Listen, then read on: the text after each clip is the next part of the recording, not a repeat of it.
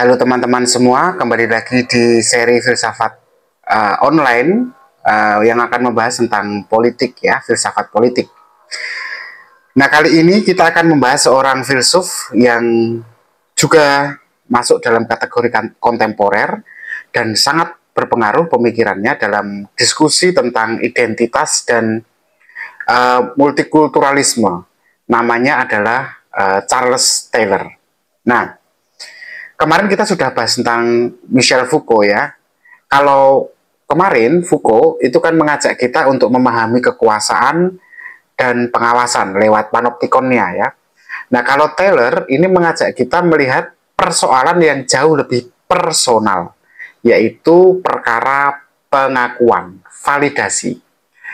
Jadi, apa artinya kita hidup bermartabat di tengah masyarakat yang beragam kalau bukan masalah pengakuan. Nah, Taylor itu berangkatnya dari satu ide yang sederhana, bahwa setiap manusia, saya, Anda, teman-teman semua, itu butuh untuk diakui. Diakui ada dan diakui sebagai titik-titik. Kita tidak bisa hidup hanya sebagai individu yang tertutup.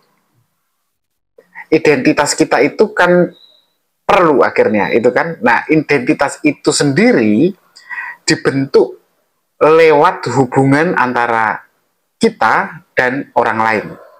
Misalnya, kita selalu mempersoalkan secara jujur saja ya, bagaimana keluarga, sanak saudara, anak, istri, teman, atau masyarakat itu memandang kita. Nah, jika identitas kita itu diakui, kita kemudian merasa dihargai.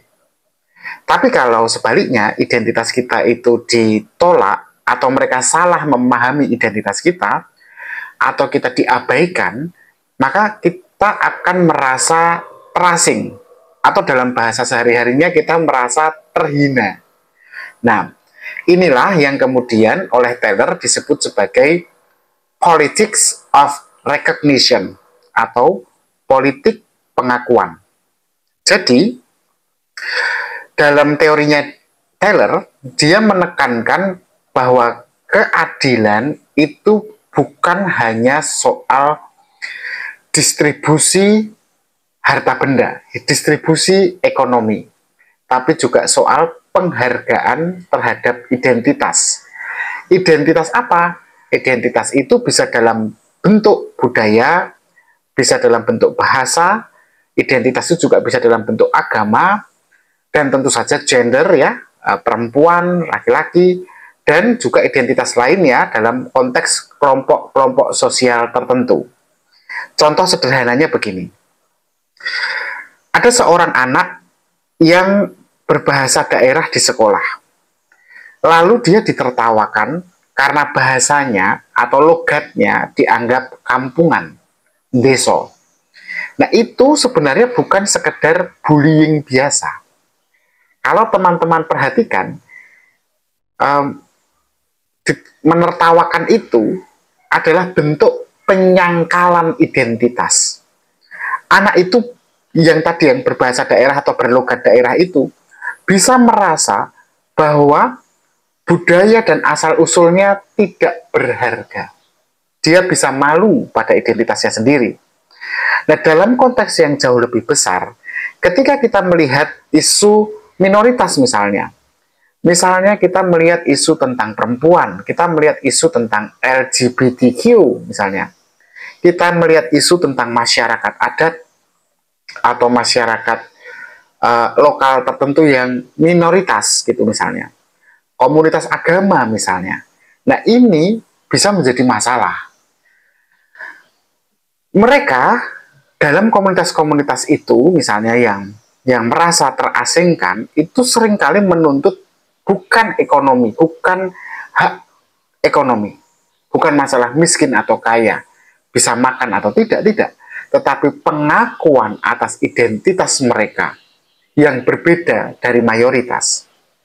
Nah, dalam konteks ini, Taylor berargumen bahwa tanpa pengakuan, orang itu sendiri tidak bisa sepenuhnya menjadi dirinya sendiri. Jadi tanpa pengakuan, seseorang, saya, Anda, itu tidak bisa sepenuhnya menjadi diri sendiri. Nah, politik modern seharusnya memperhatikan kebutuhan dasar atas pengakuan ini. Tapi tentu saja gagasan Taylor ini juga mendapat banyak kritik.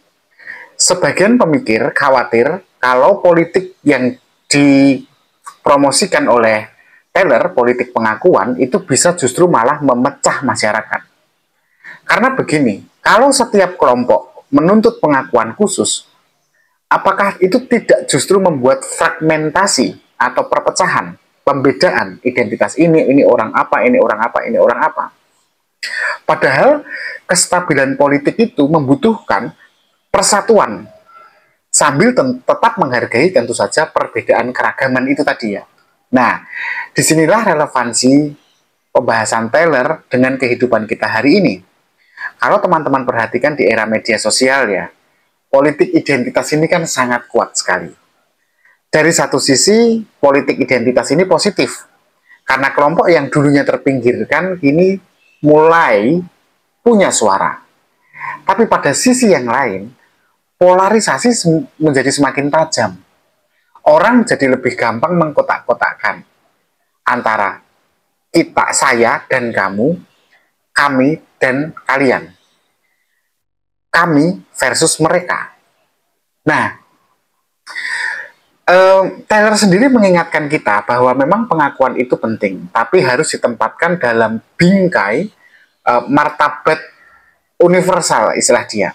Maksudnya martabat universal itu begini, sambil kita mengakui perbedaan, kita tetap ingat bahwa semua manusia itu jadi kita berbeda, tetapi kita punya satu nilai universal yang sama, meskipun berbeda. Jadi pertanyaan yang kemudian harus kita renungkan adalah bagaimana cara kita membangun masyarakat yang adil boleh teman-teman pahami dalam konteks Robert Nozick atau adilnya John Rawls ya, tapi gimana cara membangun masyarakat yang adil, tetapi di dalamnya semua identitas itu diakui, tanpa harus terjebak dalam tribalisme atau perpecahan. Nah, itulah teman-teman sekilas pembahasan tentang pemikiran Charles Taylor dalam filsafat politik, di mana dia mengajukan teori politik pengakuan. Nah, saya pikir cukup ya hari ini. Kita nanti akan ketemu lagi besok dengan pemikiran Iris Marion Young. Nah, kali ini saya pikir sudah cukup. Terima kasih, tetap berpikir kritis.